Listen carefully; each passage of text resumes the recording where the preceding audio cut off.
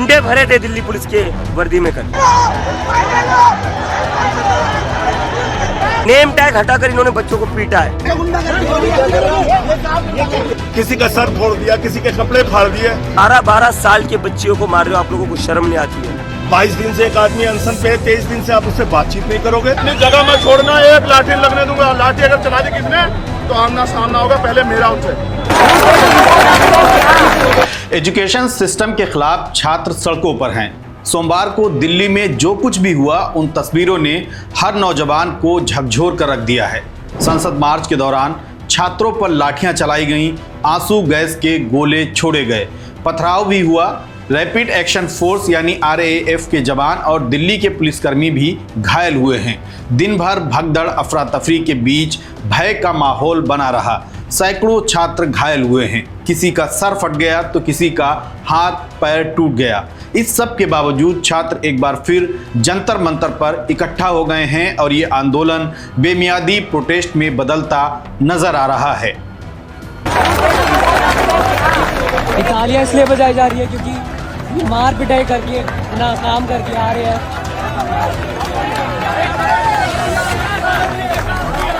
सोनम वांगचुक ने भी अपना अनशन तोड़ने से इनकार कर दिया। सोनम अस्पताल में भर्ती हैं, पिछले 23 दिन से भूख हड़ताल पर बैठे हुए हैं।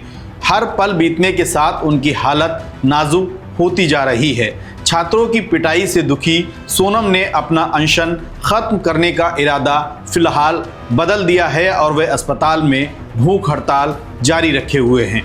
गुंडे भरे थे दिल्ली पुलिस के वर्दी में कल।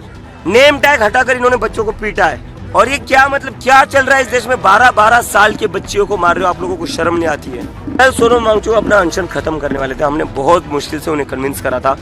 कल उनके अनशन का 23वां दिन था। बड़ी मुश्किल से हमने उनको कन्विंस किया था अपना अनशन तोड़ने के लिए। वो कहीं ना कहीं जाकर मान गए थे, लेकिन कल की ब्रूटैलिटी देखकर, पुलिस की ब्रूटैलिटी देखकर सोनम सर ने अपना अनशन जारी रखा है।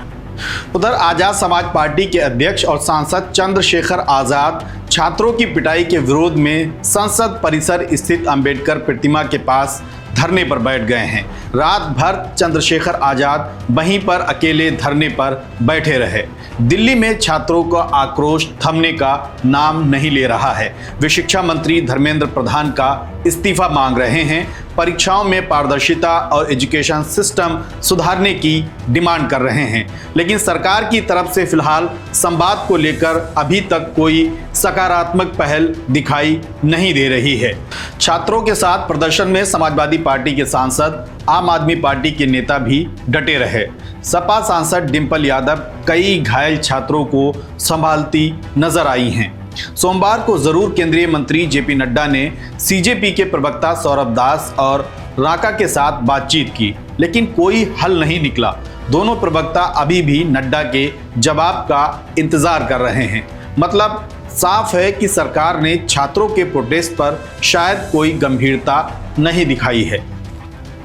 इंडियन एक्सप्रेस की एक रिपोर्ट के मुताबिक जिस वक्त छात्र संसद की तरफ मार्च कर रहे थे, उसी दौरान गृह मंत्री अमित शाह, शिक्षा मंत्री धर्मेंद्र प्रधान, भाजपा के राष्ट्रीय अध्यक्ष नितिन नवीन और JP नड्डा ने संसद भवन परिसर में बैठक की। लेकिन छात्रों के प्रदर्शन के मुद्दे पर कोई सकारात्मक रुख फिलहाल अभी तक सामने नहीं आया है।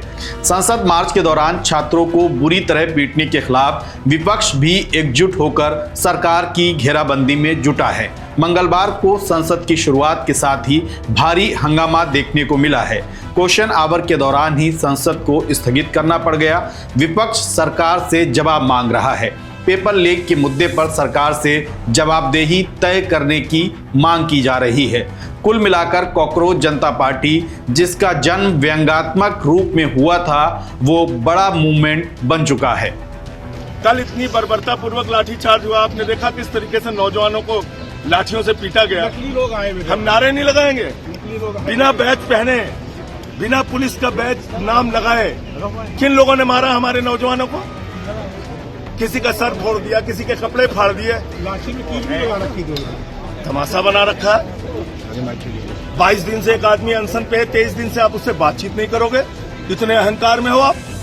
दिल्ली में छात्रों पर लाठीचार्ज के खिलाफ देश के कई हिस्सों में रात में छात्र सड़कों पर निकल आए। शिक्षा मंत्री और केंद्र सरकार के खिलाफ नारेबाजी करते हुए उनके इस्तीफे की मांग की जा रही है। अब दिल्ली में सरकार की चुनौती फिर बढ़ने जा रही है। एक तरफ छात्र आंदोलनरत हैं तो दूसरी तरफ अमेरिका के साथ प्रस्तावित ट्रेड डील को लेकर किसानों ने भी दिल्ली की तरफ कूच कर दिया है। पंजाब से हजारों किसान ट्रैक्टर ट्राली लेकर दिल्ली के लिए निकल पड़े हैं। किसानों के प्रदर्शन को देखते हुए सरकार ने पंजाब से हरियाणा तक कई जगह पर भारी पुलिस बल तैनात कर दिया है। किसानों को रोकने के लिए शंभू बॉर्डर सील कर दिया है। एक तरफ छात्र सड़कों पर हैं तो दूसरी तरफ किसान। भारत अमेरिका व्यापार समझौता रद्द करो, किसानों को दिल्ली ना जान देने मोदी सरकार मुर्दाबाद। संसद के मानसून सत्र के दौरान सरकार सड़क से लेकर संसद तक फिलहाल घिरी हुई नजर आ रही है।